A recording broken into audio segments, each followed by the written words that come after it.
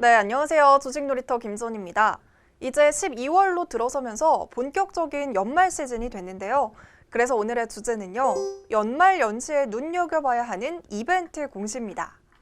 연말은 한 해를 돌아보고 마무리하는 시기인 만큼 직장에서는 지난 1년 동안 내가 해왔던 업무 성과에 따라서 승진이나 연봉 상승, 보너스 등을 받을 수 있는 이벤트의 달이기도 합니다. 기업도 마찬가지죠. 제품이나 서비스 등의 기업 성과가 좋은 곳은 주주를 위한 배당금이 커질 가능성이 높습니다. 그럼 연말 연시에는 어떤 공시들에 주목을 해야 할까요? 먼저 첫 번째로는 배당 공시입니다. 배당 공시는 배당 기준일이 12월 31일이기 때문에 대부분의 공시는 12월에 나오게 되는데요. 그래서 12월 2일자 코아시아의 배당 관련 공시를 한번 가져와 봤습니다. 이 공시에서 확인해야 하는 두 가지는 먼저 일주당 배당금이고요. 그 다음은 시가 배당률입니다. 일주당 배당금은 말 그대로 보통 주식 일주당 60원이라는 소리고요. 시가 배당률이란 이자율과 같은 개념인데요. 배당 수익률이라고도 부릅니다. 그런데 시가 배당률은 주가에 따라서 매번 달라지기 때문에 공시에 기재된 퍼센테이지는 크게 의미가 없고요. 주가가 하락하면 하락할수록 배당 수익률은 상승한다는 특징이 있다는 것만 알아두시면 될 것 같습니다.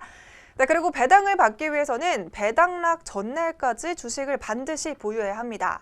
지금 코아시아의 배당 기준일이 2019년 12월 31일까지니까요.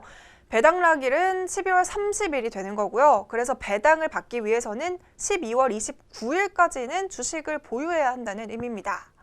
네, 두 번째 공시는 바로 매출액 또는 손익구조 변동입니다.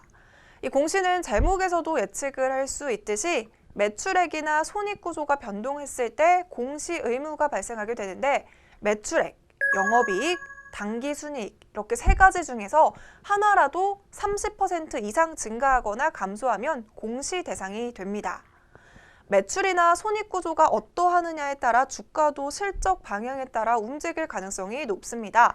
하지만 이 공시를 통해서 눈에 보이는 실적뿐만 아니라 보이지 않는 의미까지 발견해야겠죠. 자, 이 공시는요, 2019년 11월 28일자 박림의 공시인데요. 보시면 당해 사업연도가 의미하는 것은 2019년 매출액을 의미하는 것이고요. 직전 사업연도는 당연히 2018년의 매출액을 의미하는 거겠죠. 그리고 증감 비율은 올해랑 작년이랑 비교를 했을 때 얼마나 증감했는지 비율로 나타난 겁니다. 공시에 따르면 박림은 8.6%가량 감소한 것으로 나옵니다. 하지만 영업이익을 보시면요, 12.6% 늘어난 걸 확인하실 수 있고요. 당기순이익 역시 91.4% 증가했습니다. 그러니까 이 공시가 매출액과 손익구조가 변했다는 공시인데 그 원인을 아는 것이 중요하겠죠. 이 4번 주요 원인을 보시면요. 관계회사의 매출 증가와 원가 개선, 그리고 원달러 환율 상승으로 인한 달러 투자 자산 평가이익 증대가 주 원인인 것을 알 수 있습니다. 마지막으로 확인해야 하는 공시는요, 이 주주총회 소집결의 및 공고 공시인데요. 이 주주총회 소집결의 공시에는 주주총회의 일시와 장소, 안건 등이 자세하게 나와 있고요. 안건의 구체적인 내용 역시 확인할 수 있습니다. 앞서 설명한 손익구조를 발표하지 않은 기업 같은 경우에는요, 이 주주총회에서 실적을 확인할 수 있습니다. 하지만 주주총회 소집결의 공시에서 중요하게 보아야 하는 부분은 따로 있는데요. 공시를 밑으로 쭉 내리다 보면요, 이 사진과 같이 사업 목적 변경 세부 내역이라는 부분이 있습니다. 보니까 사업 목적을 식품 생산 가공부터 육류 도소매, 인쇄 출판업 등등 여러 가지로 추가가 됐는데요. 그 옆에 이유를 살펴보니 사업 다각화가 목적임을 알 수 있습니다. 이처럼 이 공시를 통해서 이제 내년에는 이 기업에 이러이러한 신규 사업에 진출함으로써 새로운 사업 영역으로 확대해 나간다라는 변화까지 읽을 수 있습니다. 네, 이렇게 오늘은 연말연시에 눈여겨봐야 하는 공시 3가지에 대해서 알아봤고요.